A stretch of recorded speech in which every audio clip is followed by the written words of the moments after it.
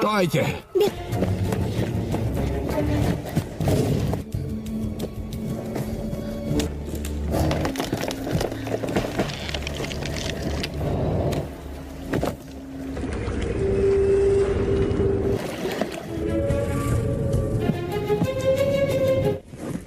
Они здесь.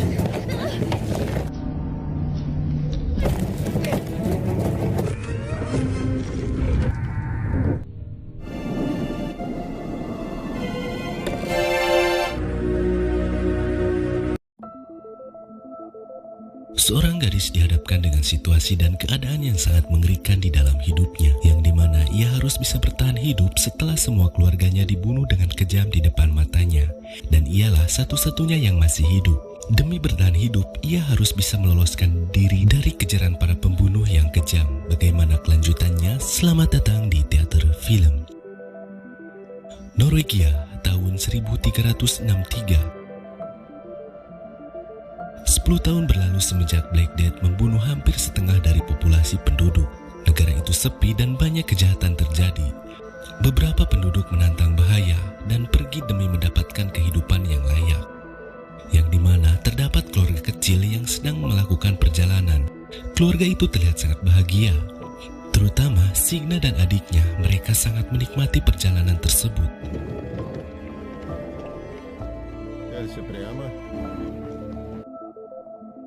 Tiba-tiba perjalanan mereka terhenti karena ada batu yang menghalang jalan mereka.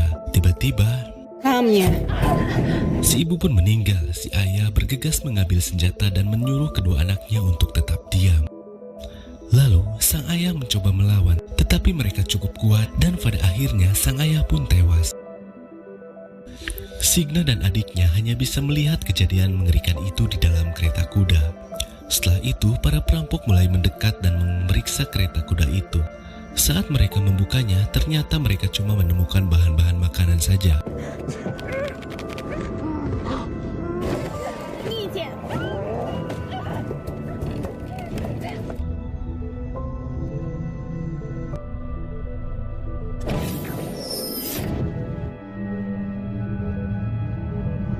Signa hanya bisa menangis melihat adiknya terbunuh, namun saat giliran Signa akan dibunuh, tiba-tiba Dagmar menyuruh anak buahnya untuk berhenti dan menyuruh membawanya saja ke markas mereka. Rasa kesedihan terpancar dari muka Signa melihat jasad adik dan kedua orang tuanya sudah tak bernyawa. Setelah itu, mereka pun membawa Signa. Sesampainya di markas perampok, Dagmar menyambut anaknya dan menghadiahkan hasil rampokannya kepada Frigg, anaknya. Lalu Frigg bertanya kepada ibunya, kenapa kau membawa gadis itu dan siapa dia? Malam pun tiba, para perampok terlihat sangat bahagia dan menikmati makan malam mereka. Signa hanya bisa melihat dan diam tanpa kata. Terlihat tatapan Signa yang penuh dengan rasa ketakutan, sedih, dendam, bercampur menjadi satu. Rasa dendam Signa semakin besar ketika melihat mainan adiknya yang diberikan kepada Frigg, anak mereka. Lalu Dagmar menanyakan namanya. Signa yang masih trauma, ia memilih diam dan tak menjawab. Lalu Dagmar memberitahu bahwa tidak ada orang yang berani menyentuhnya di sini selama ia melarangnya. Di sini terlihat bahwa Dagmarlah pemimpin dari kelompok ini. Lalu Signa diikat di sebuah pohon.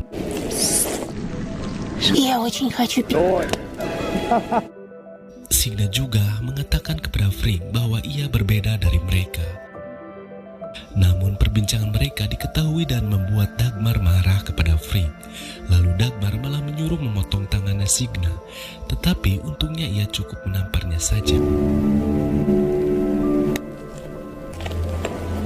Di sini terlihat Dagmar berusaha mendidik anaknya itu agar kelak dia menjadi orang yang tidak punya belas kasihan. Lalu ayah Frigg bilang kepada Signa, Frigg adalah segalanya bagi mereka.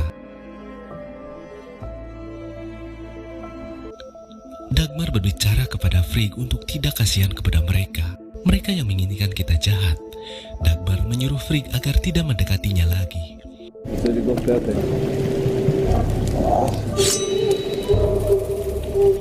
Saat malam semakin larut, salah satu perampok mulai mendekati Signa.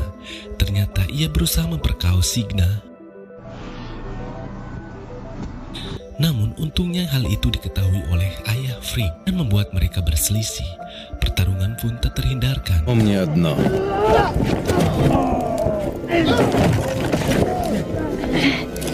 Ты понял, что я сказал? Хватит, я же сказала, хватит.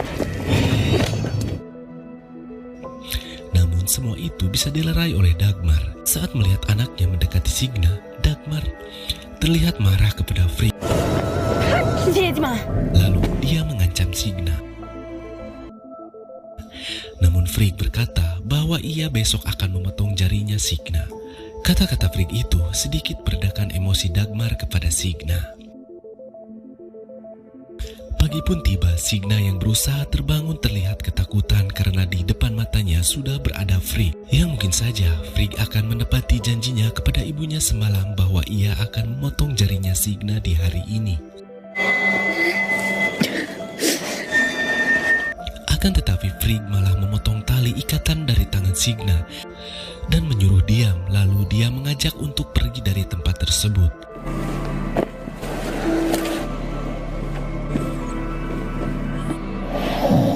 Уходи.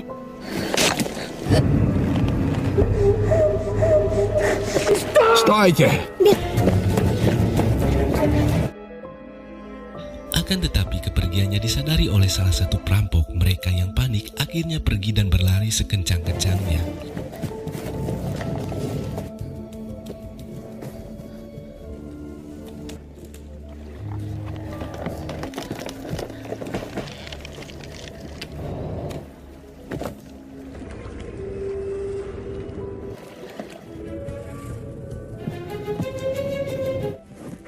Они здесь.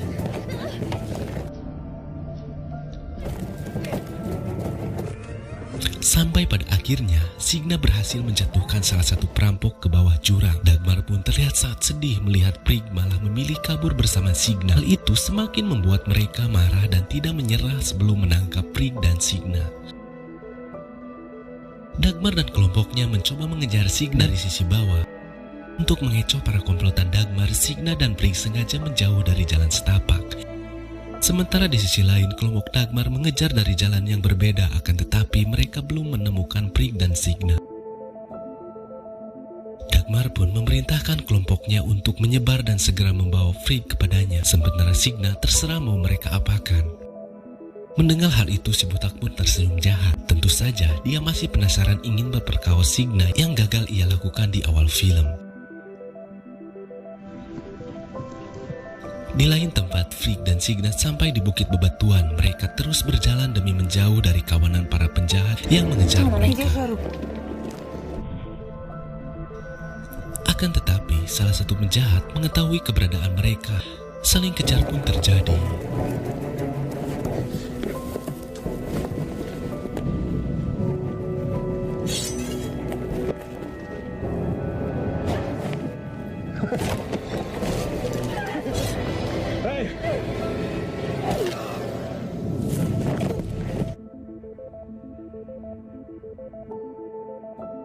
Setelah kejadian itu, mereka terduduk lemas. Signa terlihat mengobati luka di tangan Frigg dan Frigg memberikan mainan adiknya Signa.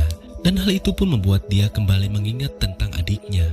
Ia merasa bersalah karena tidak bisa menjaga adiknya.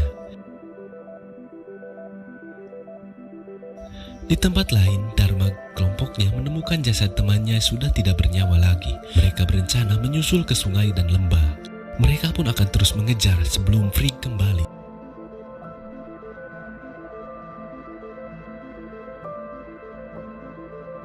Sementara Signa dan Frigg yang sudah lelah, mereka sampai di lembah dan menemukan gubuk tua. Namun mereka sedikit ragu untuk memasuki gubuk tersebut.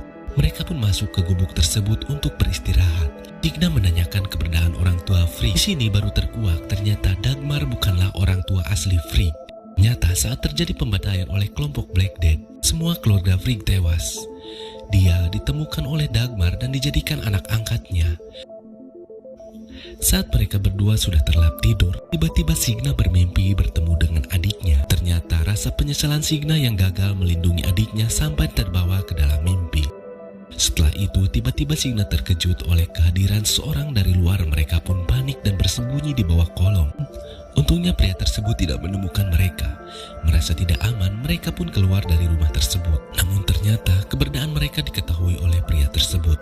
Pria tersebut menanyakan sedang apa mereka di sana. Signa menjawab dengan ketakutan. Ia hanya menghangatkan tubuh di sana.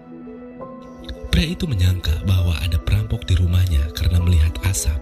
Namun pria itu ternyata baik dan menawarkan mereka untuk makan.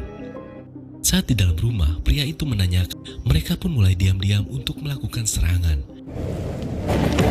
Ой, назад!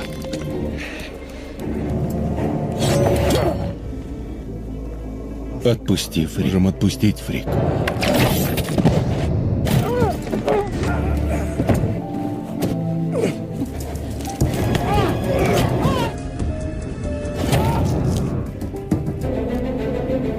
За домом.